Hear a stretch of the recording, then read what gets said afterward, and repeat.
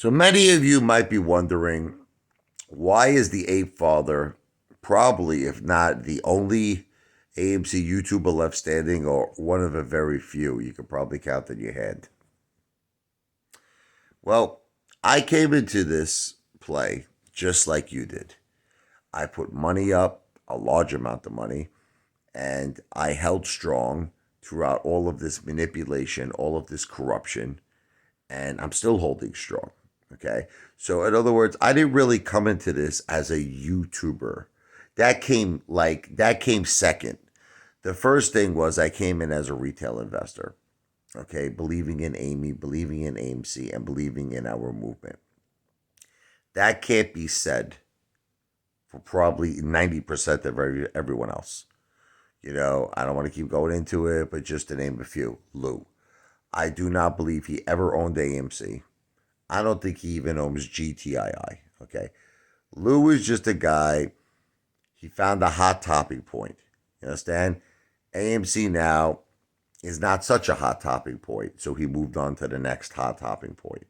But when he was, focused on AMC for that whole year and a half, saying it's going to wrap up, it's going to wrap up, it's going to wrap up, that was the hot topping point. That was what was giving him his ad revenue. That was giving him all his views, 72 million views. Okay, so he just roasted that oven. He roasted that chicken for as long as he can, but there's no more meat left on the bone. So he goes on to the next. Okay, you take people like Trey. I think he had his own agenda.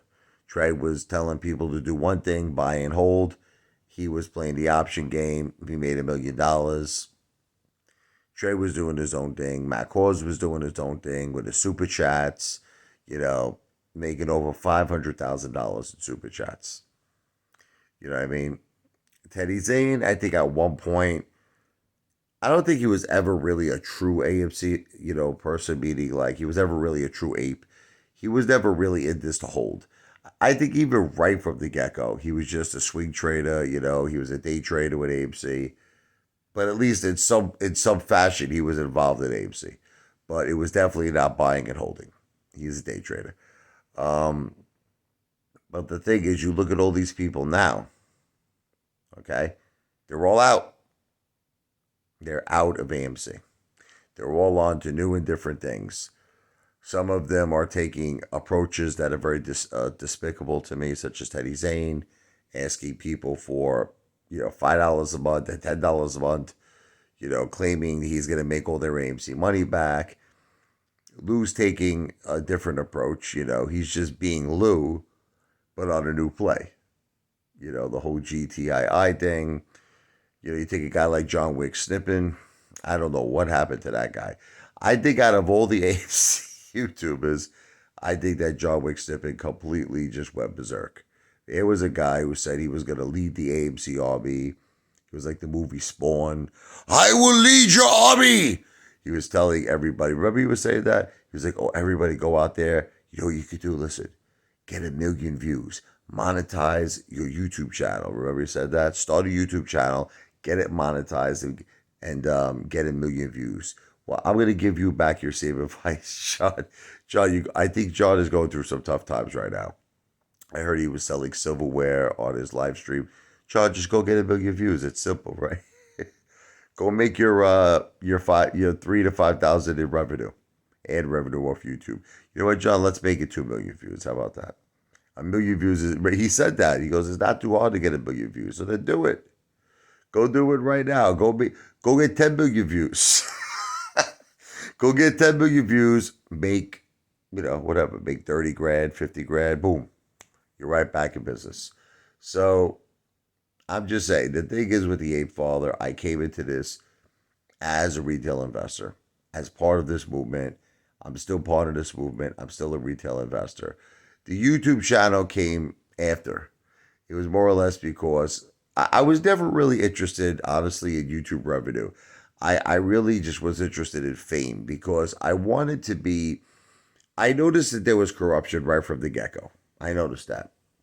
But I have to tell you, I didn't realize the extent of it. Like, my God, that Ken Griffin could write his own ticket. Gary Gensel seems like he's not doing his job. He doesn't seem to care. The Department of Justice say they're investigating what? What are you investigating?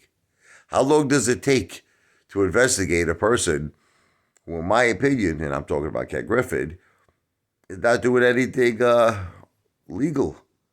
This is, again, it's alleged, it's my opinion, but the reason I feel this way is because he doesn't have to disclose his synthetics. See, that's the key here. You don't realize, look, everybody, they're like, hey, Father, we're tired of hearing about this. It's redundant. You say the same things, but you don't understand that's the ticket to success.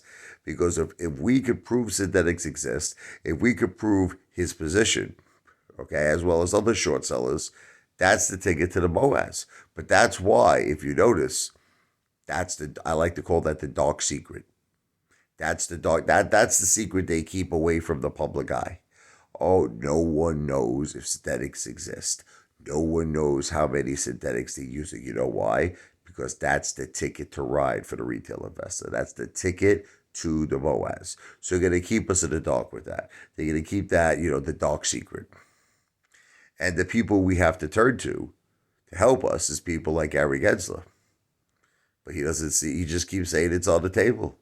I know about the allegations allegedly that Citadel is possibly using naked shorts or synthetics. It's on the table. It's like, but he's not doing anything about it. So that was the original idea behind my protest, is I just wanted to get public outrage. I wanted to get people angry. But unfortunately, just one person showed up to my protest, Billy the Kid. So then I took a different approach. The approach I took was I'll do it myself. And that's why you notice I'm always making video after video. I sometimes don't even care what the videos are about. I just want to do something that no one else could do. I want to accomplish greatness. I want to have so many videos. I want to get known. And one day, right now, I admit to you, it's not the case. I'm a very, very small YouTube channel. But if I keep pushing and I keep pushing and I keep pushing in time, I might just make something of myself on YouTube. And if I do that, then I'll have some clout. Then I'll have some power. And then you'll see the Apefather's true motivations here, which is to represent all the AMC apes, the GameStop apes. I would like to be a voice against corruption.